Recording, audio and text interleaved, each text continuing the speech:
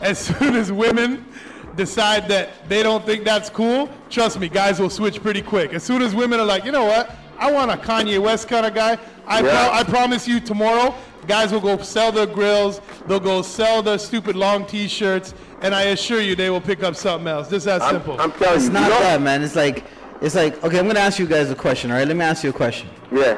When you go into the inner city projects, right? Right. Where most of these problems are, the majority of the single parent family homes that you see, what culture do you notice they're from? I mean, in terms of predominantly Caribbean, West Indian. Yeah. Now, if you notice in certain cultures, you don't see that a lot. Absolutely not. Like I'll show you, a very strict religious, a really restrict culture that comes with religious backgrounds would be predominantly in the city that you can notice will be East Indian, right? Absolutely. Okay, religion is very strong in the home. Yeah. Right? Religion is taught to their children, and there's a very strong family structure. How many divorced East Indian families do you find? And how many single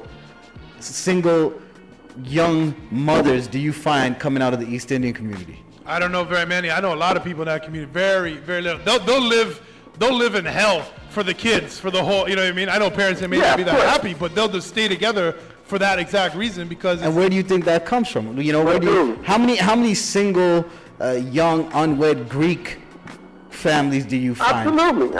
How many single young Italians? And all these countries, if you notice that Greeks, Italians, very strong Catholic values in those homes. Right. You know what I mean? Like, and I think what's missing, happened to us. A lot of people think that this is going to be very radical for me to say, but what the urban community really needs is religion, brother.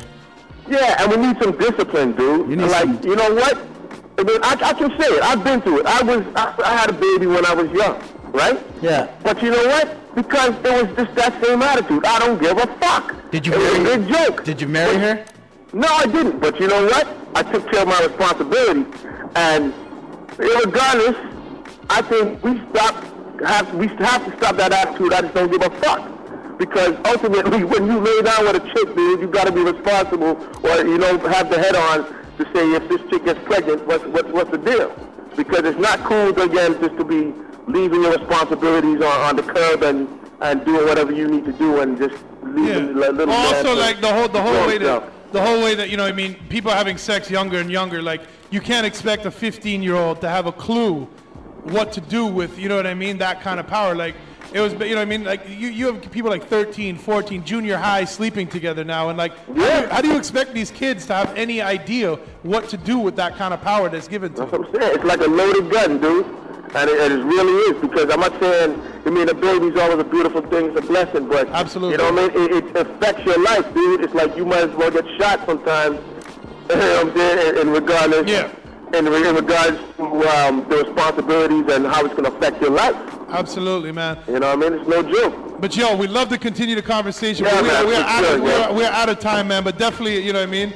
Definitely something that needs to be talked about more, and you know what I mean. Definitely call in again, and we can continue the conversation. And I wish that fucking bullshit station on the little the right side of the stage on.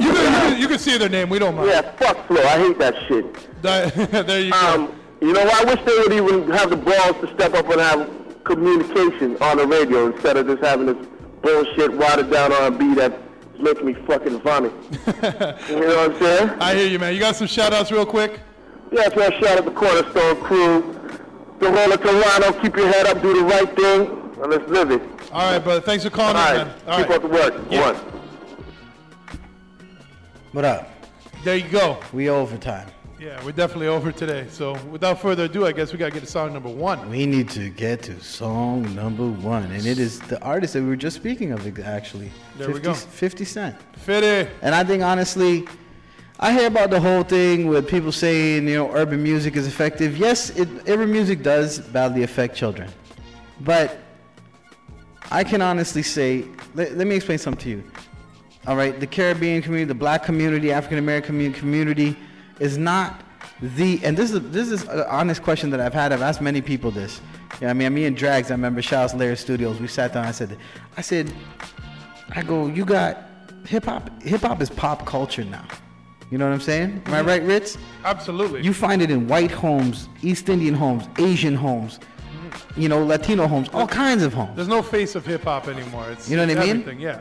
So how can you blame the music? Because all these kids are listening to the same music, but you know, like I got my family. I come from an East Indian family. All my cousins and stuff grow up going to, you know what I mean, on hip hop, loving hip hop, but they're university school graduates. You know what I mean? They're graduates of university. Well, the youngest one is in university. The second one just graduated with his BSc, Bachelor of Science. You know what I mean? The older one runs his own business. They're married. They don't have no kids out of wedlock. You know, they don't seem to have to carry a gun and buy bling and this and that. Why is it that it affects these kids? You know which ones? The ones that don't have two-parent homes. You know, that are sitting in front of the television all day. That television becomes their dad or their mom. You know what I'm saying? And, Absolutely, and yeah.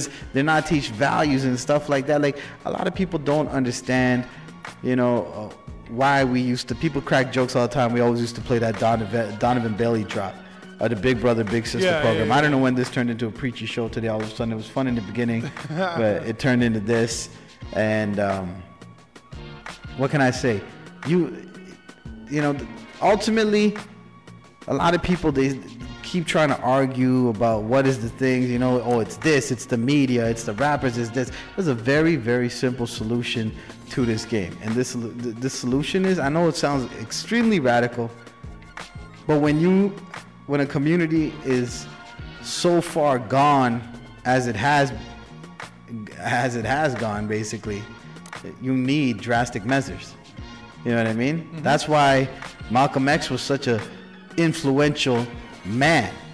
You know what I mean? In the United States of America, because he brought a type of discipline with the Nation of Islam. Martin Luther King, another man. He had the church with him, and a lot of people don't see that what strong family values combined with the morals and ethics that you know, religion can teach you, and having that discipline can bring to a home.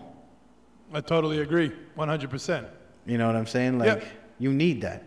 There's a lot of things that come from taking responsibility, marrying a woman that you impregnate. Mm-hmm. You know what I mean? What comes out of a marriage becomes two people raising a child. Now there can be two household incomes instead of one, or one household income while there's a stay-at-home mother or father that constantly pays attention to the child. You know where your child is. You know where your child is going.